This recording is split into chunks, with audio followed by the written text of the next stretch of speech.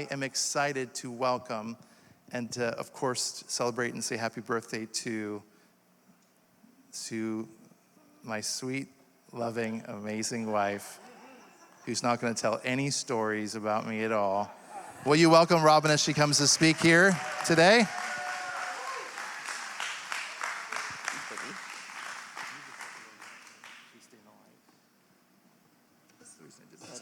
So I don't look older? Yeah. Okay. Oh, I gotta put my glasses on.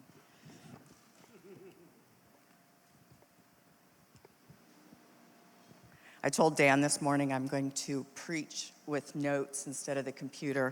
He was like, why? What? It's like, because the computer shuts down on me, and then I have to try to figure out how to reopen it and re-find the notes. That'll age me. So before I start, I need to just give credit where credit is due to this beautiful, kind, lovely, wonderful human who is, obviously, who's my husband.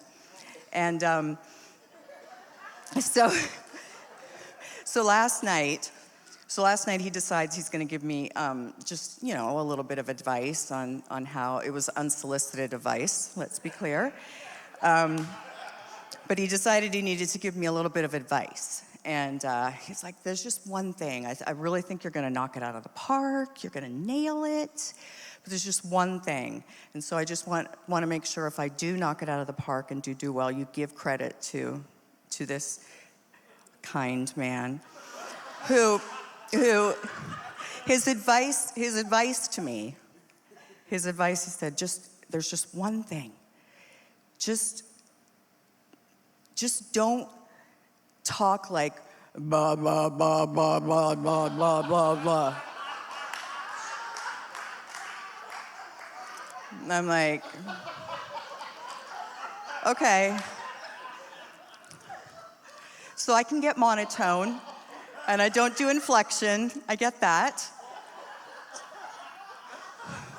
So if it's more exciting for y'all to hear because I'm going up and down with my voice, that's him. So, thanks, babe.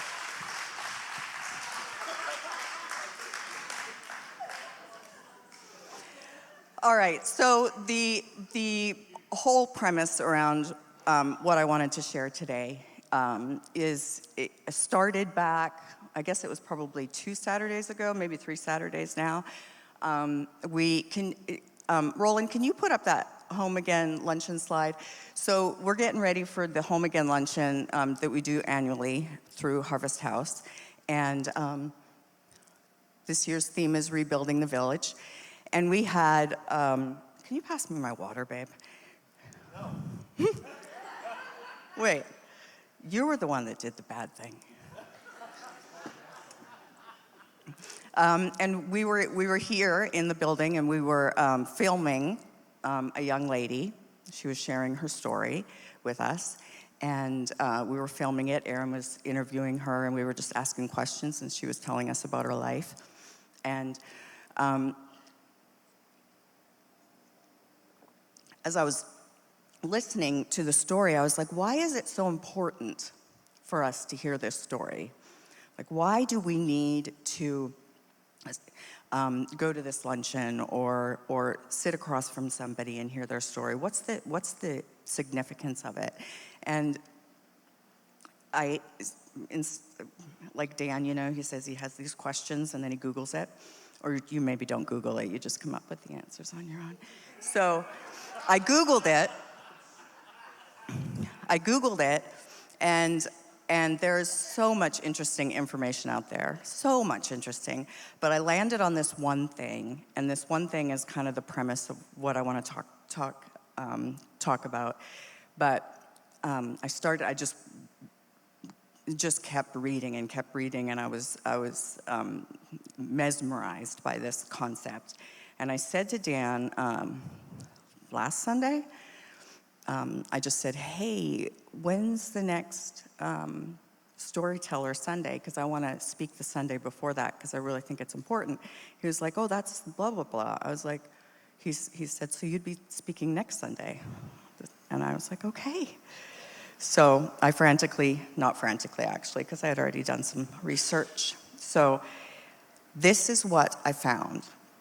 So neuroscience suggests that when I'm telling you a story, you're listening to my story, and your brain pattern begins to mirror what's happening in my brain. So we become connected to each other.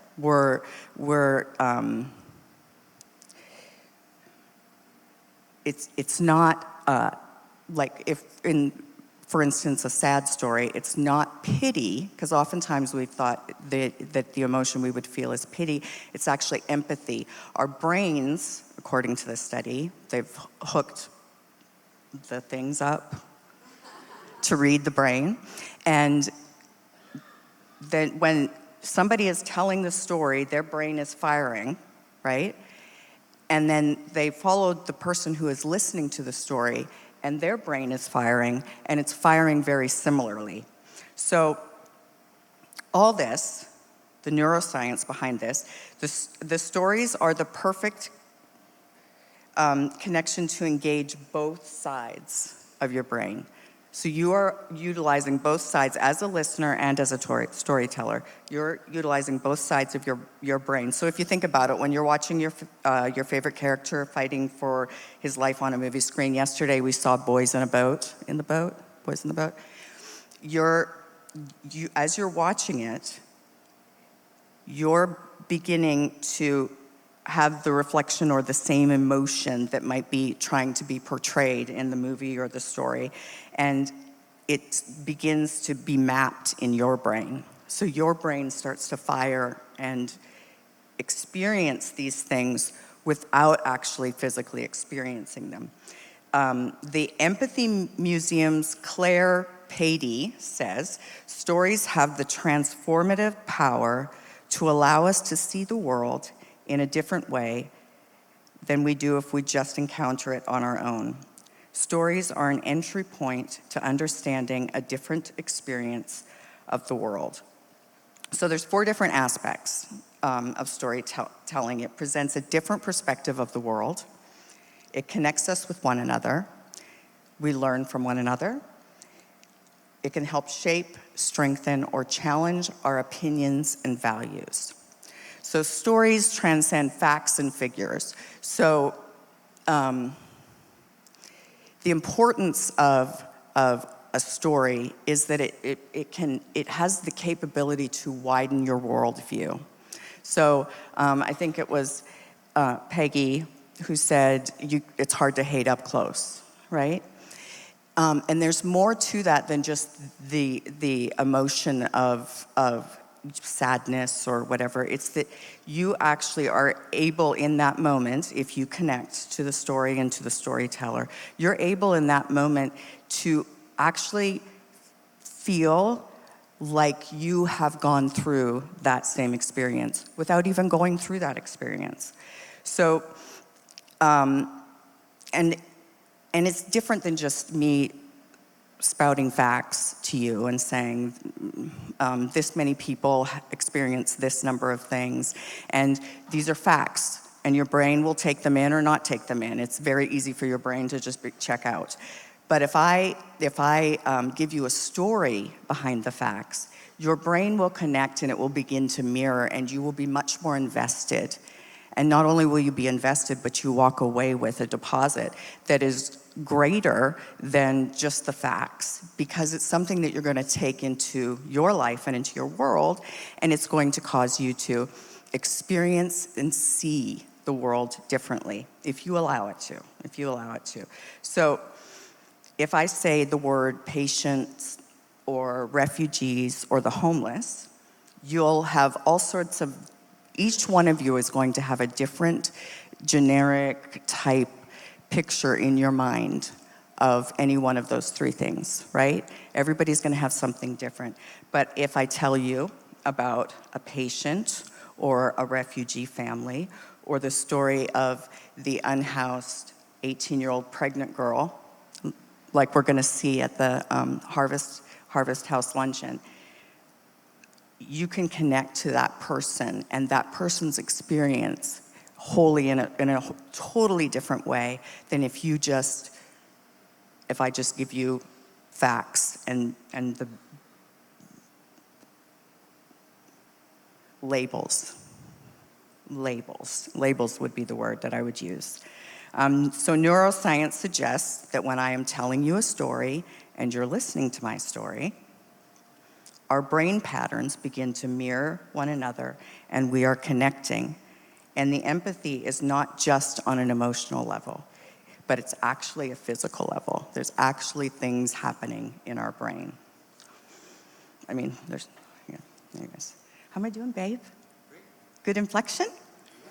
Good. All right, so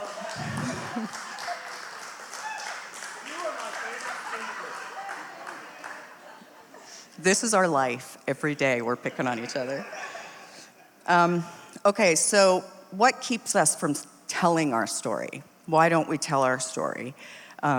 So I grew up, and I think probably a lot of us in my age group and older, grew up in a community where telling your story was not something you did. You didn't talk about your stuff. You didn't talk about your emotions. You didn't talk about the experiences that caused those emotions. It wasn't important. It wasn't relevant. You didn't trust your emotions. So you didn't give them a voice. And so you didn't speak it. You wouldn't speak it out. You wouldn't tell your story. And so I understood this at a very young age. And then as I got older, and I got involved in other communities, in the religious communities or in school or whatever, friends, my parents, family members, I took that understanding and I added to it, which was the piece that you might derail your blessing if you speak something that is negative. And so this began a pattern in me of not telling a story, not sharing my life with people, not being authentic or transparent. And out of that came fears, right? The fear of, if I do this, am I going to be judged? Is there a reason why I wasn't supposed to do this? Am I going to be judged for it? Are people going to believe me? Are people going to think I'm exaggerating? Does it matter? Does my story matter? And does what I have to say, is there any importance to it? Or am I just over here just telling you my story, whether it's sad or happy, and you're like, okay, so what? So began this thing. And so I have, and I'm still a recovering one, I have lived a life of being fake authentic, where I only tell what I think is going to be accepted, or I only share the stories that I think are you're going to like, right? But out of that came some really unhealthy relationships and also a very unhealthy me, because the beauty of telling your story is that it keeps your past, I don't know how to say this, it keeps your past alive. And I'm not saying in a negative way, but it keeps your past alive. If you were to ask me what memories I have from my childhood, from being a teenager, from even being an adult, I have very few memories. And it's not because I didn't have great things happen in my life. I know that I did. But it's because I never spoke out those memories. I never spoke out my story. I never shared it, good or bad. I didn't share it. And so in that, all of those stories kind of died. And I'm in the process of trying to recoup some of that. I'm trying to learn, I'm desiring to hear from little girl Robyn, teenager Robyn, and so on and so forth, so that in the process of the journey of me becoming more authentically myself, I'm able to take the wisdom from each of those Robyns who went before and learned something, because out of every story, there's a lesson. And so, for many of us, the reason that we don't want to tell our story is we're afraid of being judged. We don't think it's important. We think that people will think we're exaggerating. That was a big one for me, that people, as soon as I start telling it, I started Zooming with with a therapist, I don't know, 3-4 years ago. And it was the most stressful hour of my life in a week, because I went into it with this anxiety of, does she care? Is she gonna believe me? Does she think it's impactful or important that I deal with this? Does she think I'm exaggerating? And it was this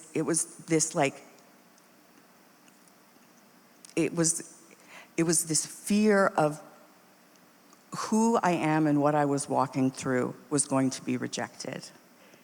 And it wasn't important, and it held no value or nothing that needed to be sifted through and looked at. And so I really struggled with it, and I still do. When I get ready to go on a call with a therapist, Dan's like, what's wrong with you? I'm like, I just need to lick a Xanax, as he would say, because I need my brain to shut down just for that minute, so that I can shut down the part of me that learned that I shouldn't be saying my stuff, that I shouldn't tell my stuff, okay? So those are all the reasons why some of us, and they're not all of them, but those are some of the reasons why. And so I'm hoping that some of you are connecting with those, because I think for all of us, we have these patterns in our past that have brought us to this place where we're like, I don't know if I really want to tell my story. I don't know if I really want to share that. For some of us, it's not time. And that is an extremely valid reason. It's just not time to share your story yet. Your story's not done. It's not, and you don't have to share only when your story's done, but the idea, the unraveling of understanding some of it just isn't done yet, and that's okay. And you may not be in a space where it's safe for you to share your story.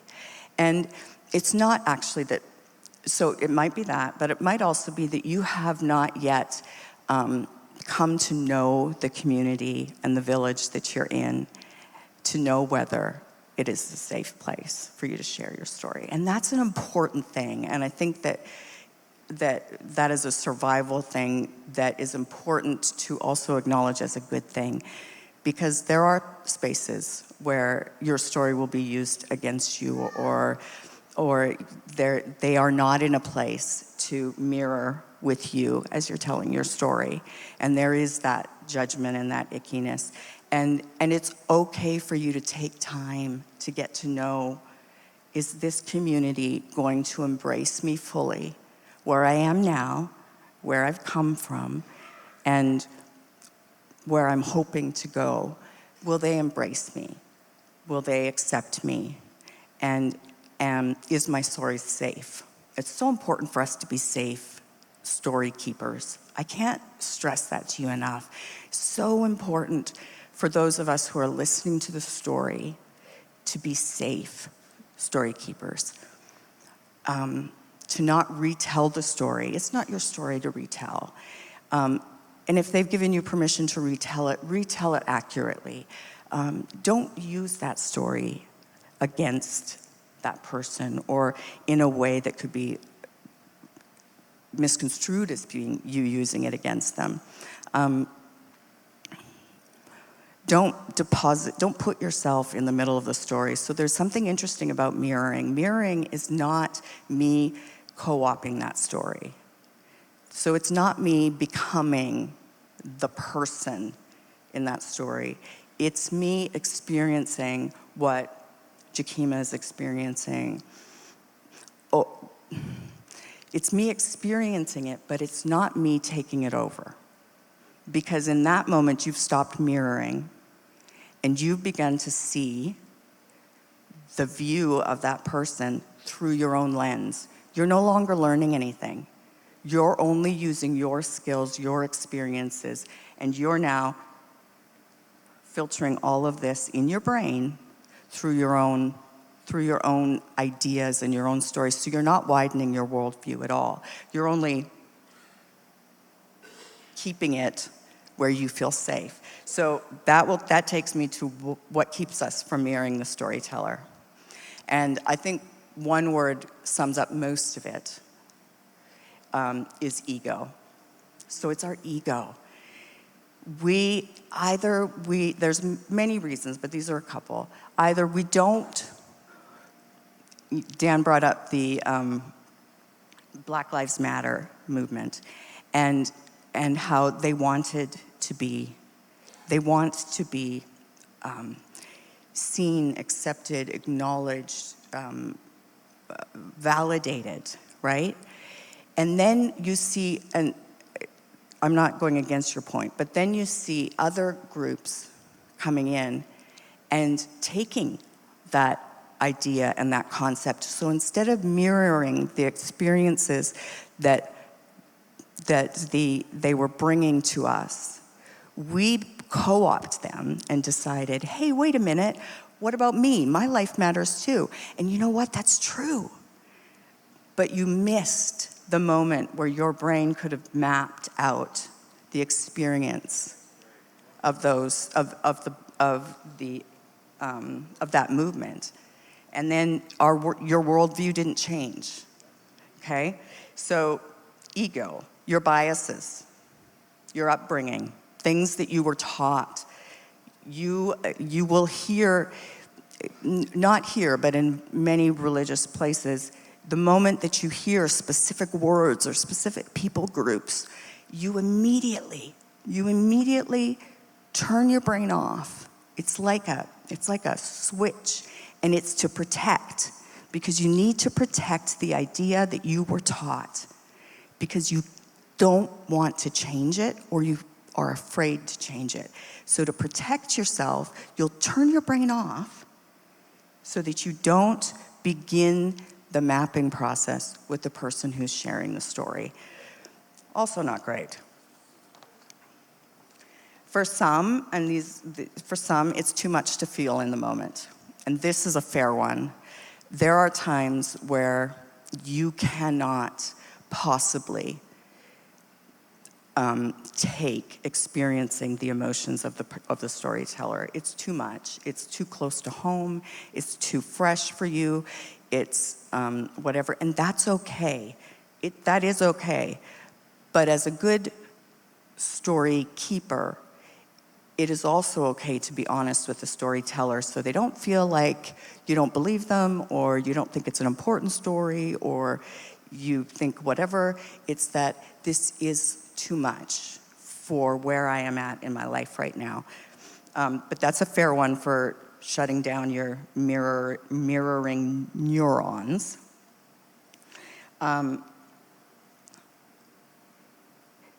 Or you just straight up don't want to connect or empathize. And there are people like that, and I'm sure all of us can be people like that sometimes.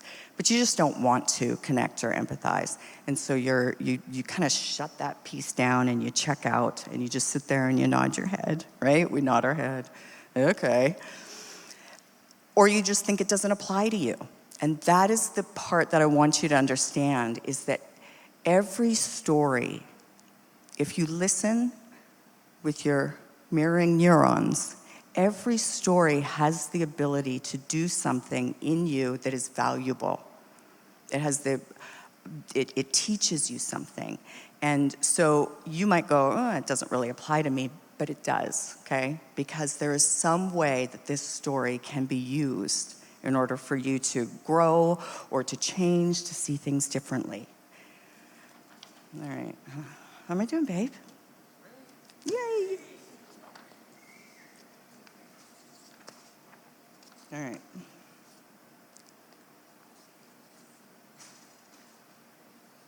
So that's the problem with papers, is that I get them mixed up. I need to number which page so that I don't. So this brings me to, why is this so important to our community? Why is storytelling so important? Why is Storyteller Sunday so important? Why is taking the time out to sit with somebody who looks differently or believes differently or loves differently or has experienced life differently than you? Why is that so important for this community, for us? And I mean, it's pretty self-explanatory, but this is what I wrote down. Hearing someone's story allows us to reap the rewards of the story without having to actually endure the hardships of the journey. The wisdom, the life lessons, etc., are imprinted on our brain as if we journeyed through the same stuff. We become, I think about grandparents who take stories and they just keep telling them, or they keep hearing them, or they whatever, and they are so wise. They've not experienced all of that stuff, but it's because they've allowed those stories to connect in their brains. So it's like living, it's like if you read a book, you become the character in the book. If you love to read and you're an avid reader, you become that and you feel that. It's like adding layers of life to your life that you've not even experienced. And then the importance to our community of us telling our story is that it allows the storyteller's brain to receive feedback in a way that can bring healing and validation that would have never been available if the story was not told. So that, in my case, where I couldn't tell my story, it didn't make sense, it wasn't the right thing for me to do, I wasn't taught to do that, and then it became a practice and whatever. And then out of that came the fears of, will people believe me? Do they care? Is it important? And what happens is when I share my story, or when somebody shares their story with this community, and they can see the connection happening, they can see the empathy, and they can see the aha moments in the eyes of the listener, there is a validation that comes with that empowers the storyteller to heal, to begin the healing process. Because, and I say this to Dan all the time when we fight, is I just need you to acknowledge, regardless of how you see it, regardless of whether you think I'm wrong, or whether you agree with some way that I perceive something, I need you to validate that I'm feeling this way. Because until you do, I am going to be presenting evidence on the regular basis. And you are going to be giving that evidence to me on a regular basis. So I just need you to validate it and to say, oh, I see how that could be. And in that moment, hours of convincing him to do this, begging him. In that moment, when he does that, the simple thing of saying, you know what, I can see why you felt that way. And I don't want to do that, and I need to try to figure this out. In that moment, I am released from the need or from the natural inclination to spend every moment looking for a reason to prove to you that I am right to feel this way, okay? So,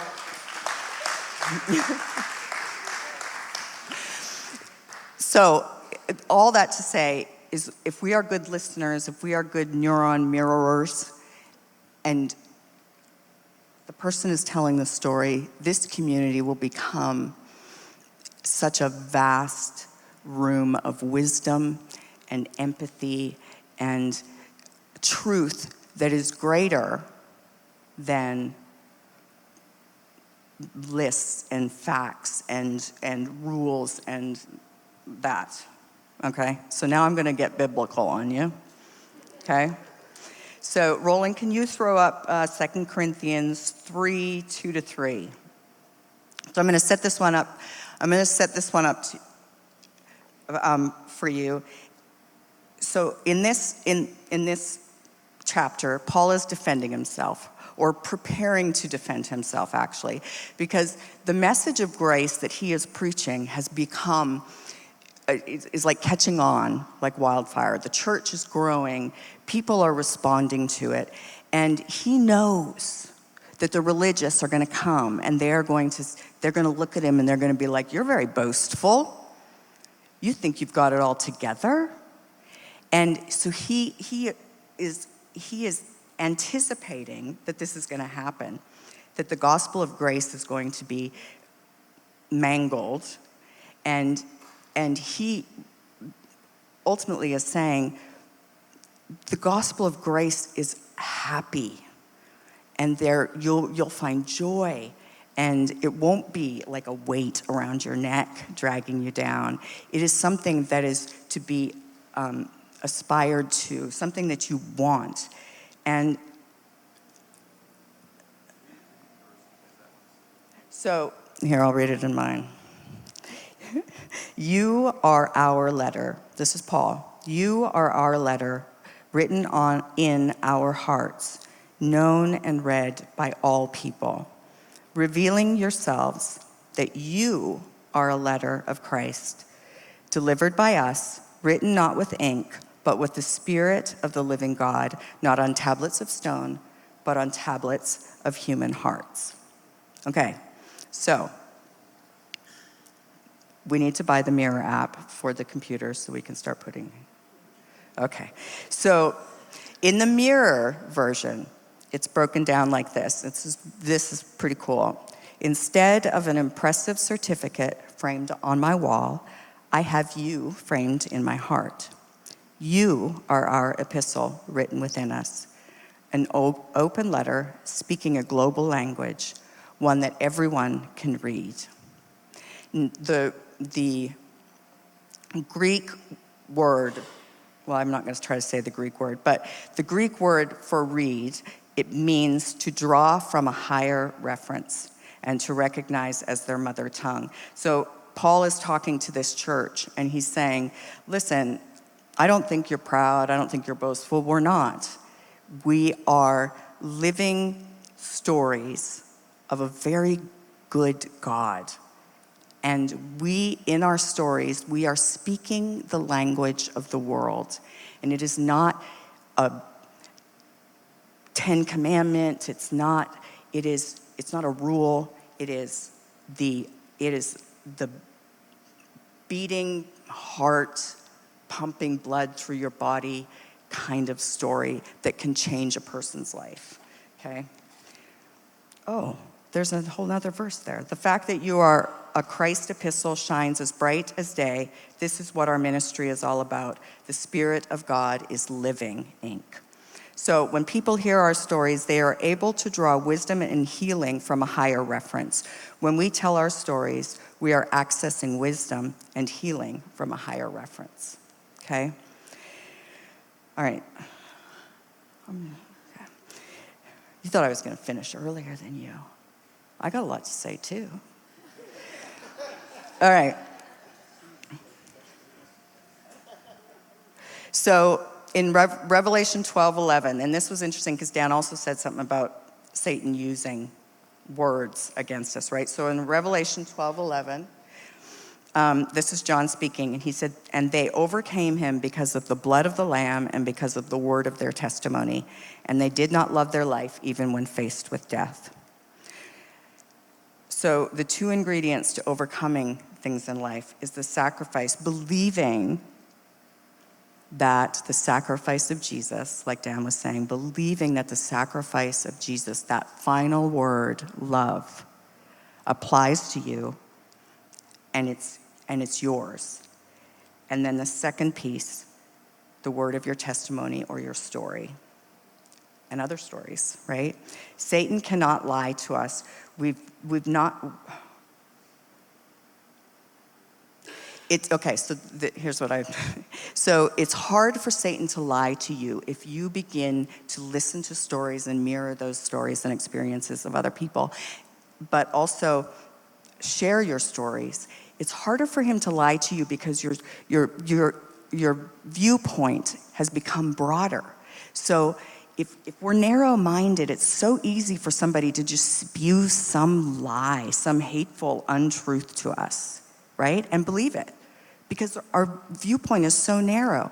But when we broaden it, when we expand it, all of a sudden the stuff he's saying sounds like crap. And you're like, wait a minute, that's not true. And so it's harder for him. So we're able to overcome the tactics of the enemy by listening and telling our story and believing that love is the final word in all things. And of course, represented in him giving his life up for us. So in Matthew 5, 6 times, Jesus says, "You have heard it said, but I say unto you." And I know Dan drives this concept home often, is the idea that that written thing, that rule, that idea in your head that somebody handed to you on a piece of paper and said, "This is the truth." That is, Jesus is saying, wait a minute. I know that you saw this. I know that somebody handed this to you. I know that they told you this was the truth. I know that they said you're not enough. I know that they said that you're going to hell. I know that they said that I know that they said things to you and used words and twisted them, and you took them. But I am saying to you, listen to me. Listen to me. And that's what our stories do. It's like, listen to me. Just listen for a minute. And in behind every story, underneath every story, is Jesus speaking. We just have to allow our brains to begin the scientific process of mirroring what's going on. Jesus' goal was to help people move from that same old paradigm, religion, and the shackles of it, to new understanding. We have so much new potential understanding if we will hear Jesus speak through one another's stories. So, Storyteller Sunday. This is coming up next Sunday. If you're coming, which I hope you all do, or if you're bringing somebody, I encourage you to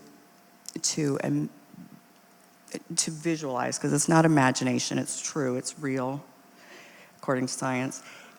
Visualize your brain opening up, your ears opening up, your heart opening up to receive the story in a way that is going to impact your life, impact the storyteller's life, and ultimately impact the small piece of the world that you are traversing while you're alive.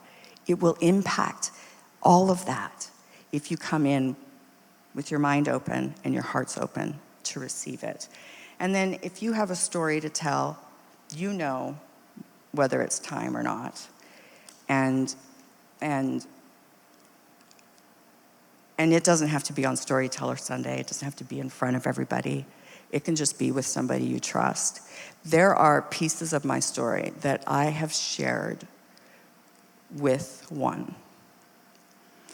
And there have been moments in this last year where I blurted out pieces of my story, to somebody who I knew was a safe story keeper. And it began a healing process in me in that instance. So it doesn't have to be a big crowd. It doesn't have to be Facebook Live or whatever we do here. It can just be that one person, those two people, somebody who sits across the table from you, and you feel in a moment like, I feel like this is a divine moment for me. There's heaviness sitting here, and it's inviting me into the healing power for both parties to tell my story or to tell a piece of my story and to trust that it will do what our bodies were created to do in mirroring and bringing some sort of better to the world. Okay, I think that's it. I think I'm done, but I'm going to pray.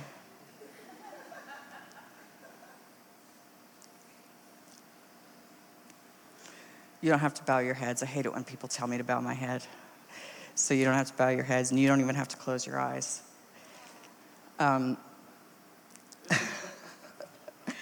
So, God, I pray that as we navigate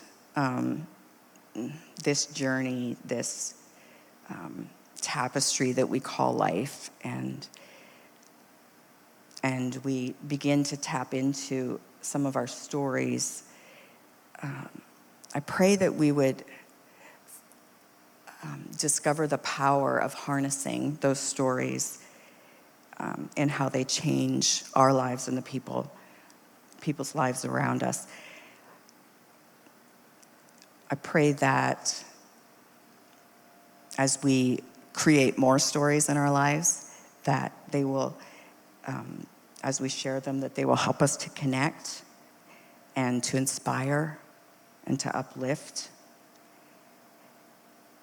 And I thank you that inside of each and every one of our stories, there lies the potential to change not only our individual narratives, but also the very fabric of our shared human experience.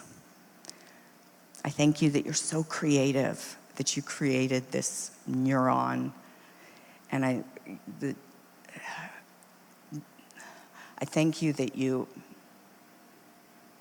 love us so much that you figured out a way to destroy, to blur, to make a way with these dividing lines that we create, where it's this group and this group and this group. And you figured out a way to kind of wipe that away.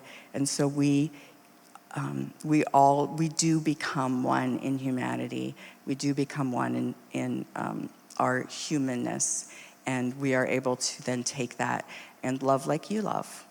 So I thank you for today. I thank you for this upcoming week. I thank you that you have gone before. I thank you that there are gifts and surprises for each and every one of us. And I thank you that you are so good. In Jesus' name I pray, amen.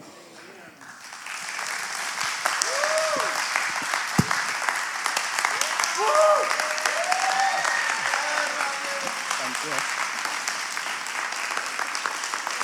Is this what you feel every week? Is this what you feel every week? Oh, wait, no, you don't feel this. They don't do this for you. They don't do this for you. All right, so thank you all. Hey, listen, I said something about the Harvest House luncheon. It's on the 28th of February. You can go onto their website to get tickets. I would really encourage you to get tickets, to come, to get a table, do whatever, because it really is a great opportunity for you to hear the stories of some of the clients in the community that Harvest House and the church we serve, and help you to understand that whole piece of who we are. So thank you, and good night.